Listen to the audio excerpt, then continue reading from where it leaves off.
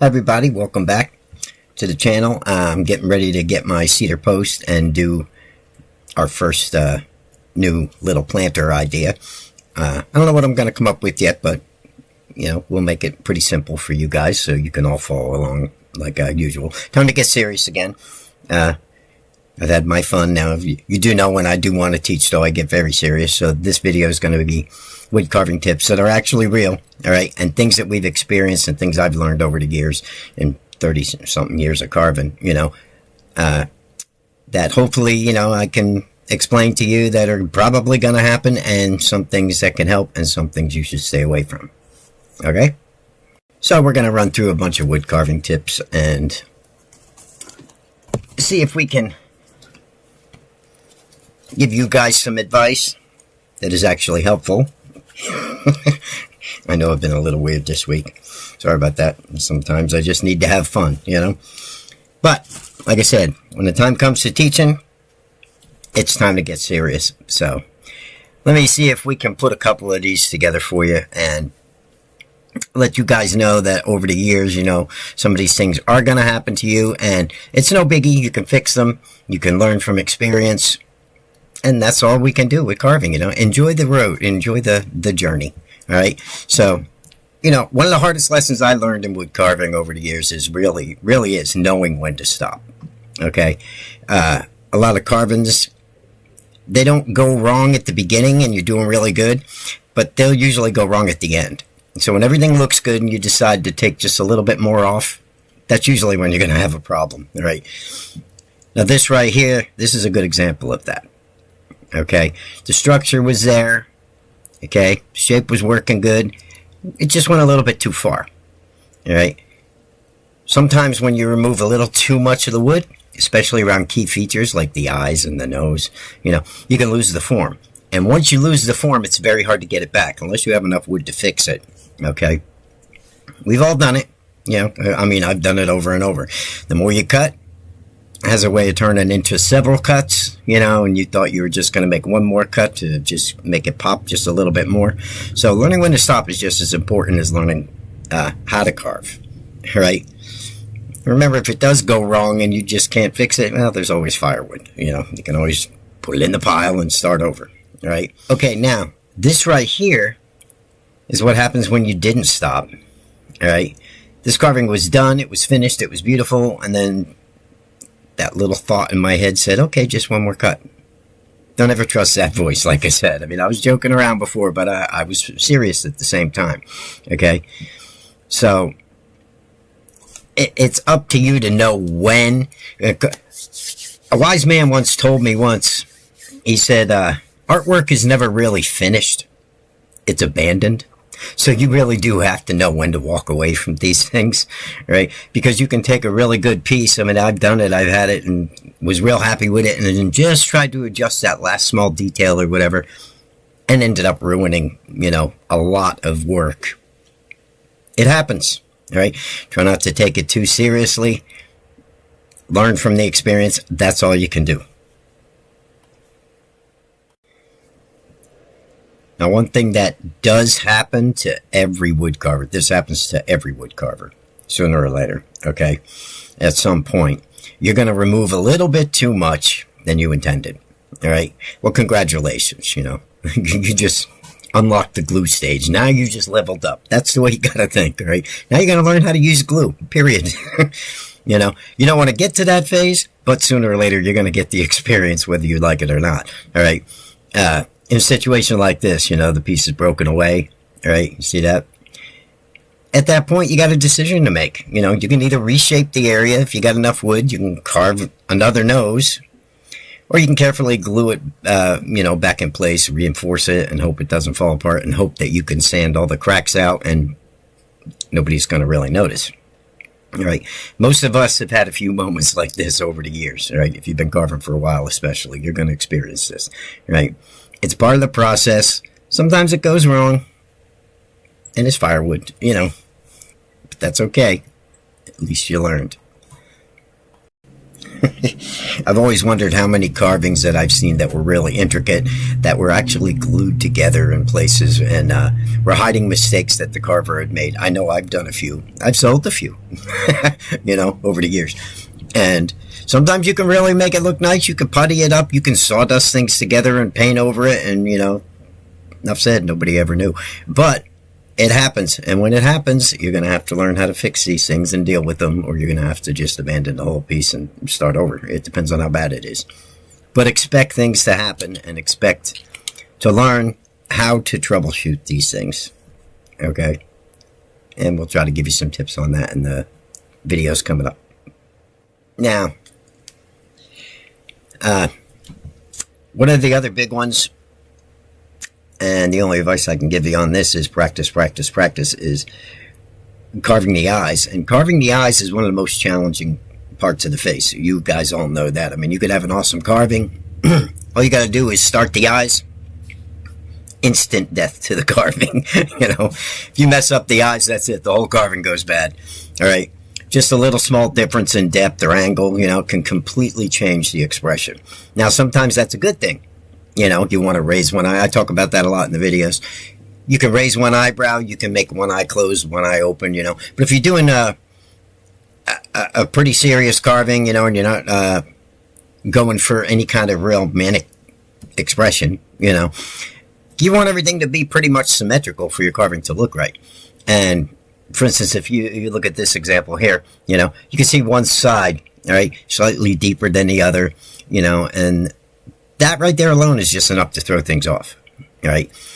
It's better when you start doing eyes to go slowly at this phase, all right, at this stage.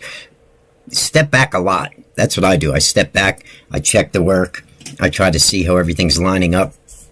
There's a lot of things that can go wrong when you're carving eyes, and it takes practice. But again, you don't want to get too far ahead. Sometimes a lot of carvers just carve one eye and then they go to the other eye. I tend to do that a lot. But if you want to make them symmetrical, sometimes it's good to work on one a little bit, move over to the other one, work on that exactly the same amount that you did this eye. Instead of finishing one eye and then going to the next, Do the same cuts on both sides. Try and get them lined up as you're doing it.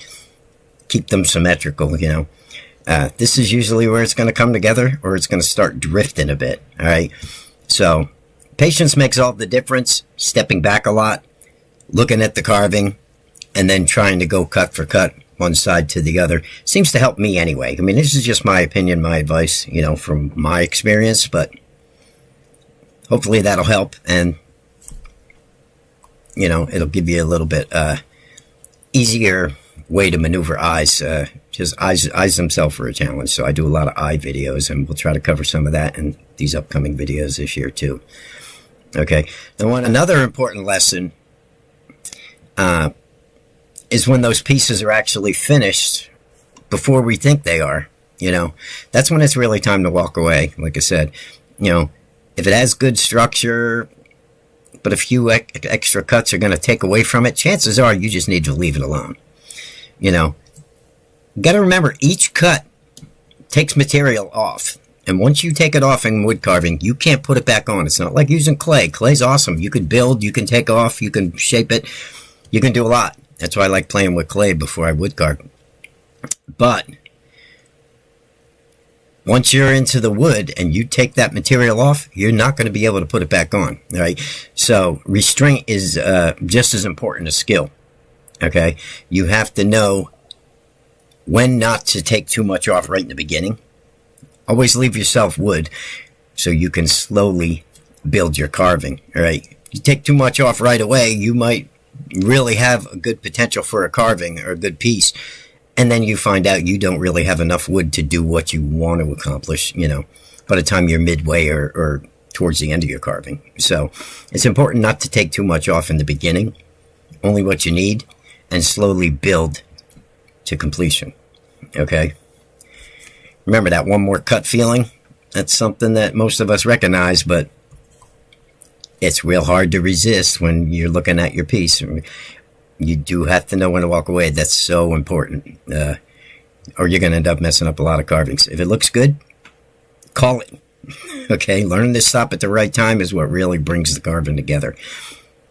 Otherwise, you can ruin a lot of good carvings. All right? Okay, the next tip is about your tools, and sometimes I was joking around about this one too. Sometimes I feel like your tool is working against you in that last little short that I did, and it does feel like that sometimes. Sometimes it feels dull, or you're going against the grain, whatever the problem is. Most cases it comes down to control, angle, pressure, and the grain direction. All right, so you can leave marks. Sometimes you're going too fast, say if you're even just using the Dremel, and you'll burn the wood. All right, the wood's too hard for the speed you're using, stuff like that. All right, that usually happens when the tool's getting pushed just a little bit too far, and you don't want that to happen if it's not planned. Sometimes I like to burn things into the wood on purpose, for texture, for shadow, whatever. But if you're not going for that effect, it can mess up your carving, a good carving. Okay, so a little lighter touch, a little better positioning can often improve this. Slowing down the speed, stropping your tools, sharpening your tools, cleaning your piece even. There's a lot of different things that can help with this. And it's going to come from practice and experience and what tools you're using and what wood you're using them on. Okay? Remember, it's easy to blame the tool first, but over time, you're going to start to see what's really happening. And it's really not the tool. It's you. Okay, and you're going to have to learn to suck it up. And the control improves with experience and patience. So keep at it. Keep going. Play with the tools. Try different ones. You'll get it. Don't worry. A little bit of patience. You'll be good. Okay, another thing I was making fun of in one of the shorts is about sanding. All right, and sanding's it's often seen as a way to fix mistakes. Sometimes unless you sand your carving, it just looks totally bad. And you figure, you can clean it up. It won't look too bad. And that's often true in a lot of ways. Now, it can improve the surface, but it's not going to correct deeper structural issues if you didn't really carve it right. It'll soften the look, but the shape underneath is still going to remain the same if it's not right. If it's not symmetrical, if it's too deep, or there's deep, heavy gouges in it and the wood's ripped up, So that's why getting the form right early before you do any kind of finishing is so important, right? Now, it can help, but it has its limits, just like everything else, So a good foundation makes finishing way easier. Try and get your carving symmetrical. Try and get all the cuts as clean as possible before going to any kind of finishing stage or whatever, A lot of times the finished cut, like if you're using a gouge or a knife, each cut should actually be almost a finished cut. All right, so make sure your tools are sharp. Make sure if the wood's tearing, you can fix the direction you're carving or sharpen your tool more, whatever it is, because that's going to give you problems through the whole carving, especially if it's right in the beginning. Instead of doing the whole carving like that and then having to sand the heck out of the carving at the end, it's just going to give you that much more work. So every cut should be a finished cut in carving, Think of it that way, and you'll have a lot better experience when you're actually doing the finished part of the carving. Now, if all else fails at this stage, you can paint it. Sometimes that can really cover a lot of mistakes, okay? For instance, here, this one right here, I just had a bad piece around the eye where I'd carved the eye. It was kind of rotten in the middle of the wood there. And the one eye was definitely larger than the other. It just broke out and stuff. So I decided to fix this piece because I didn't want to throw it out. I decided to fix it with paint. And sometimes that's a good option because paint can cover a multitude of sins, okay? So that's one thing you can do, if all else fails, paint it, okay? All right, so I'm hoping that these wood carving tips helped. I am preparing to start up our first video as far as carving goes. Like I said, if I can get to that by this afternoon, I'm definitely going to try to make the video. If not, I wanted to have it done by Wednesday, but I don't know if it's going to rain or not. If I can get to it and I can finish it today, it'll definitely be out for Wednesday. If not, I'm going to have to wait for the weather to clear because I'm not going to go carve in the rain. So expect it. I'll keep going, try to give you more tips, whatever I have to do to keep some content coming from me, for you. And check out the channel. Give me some comments. Give me some ideas. Give me some feedback, whatever you like. I'm always around. And I hope you enjoyed this video and got something out of it. And I will talk to everybody in the next one. Keep carving. See you later. Thanks for watching, guys.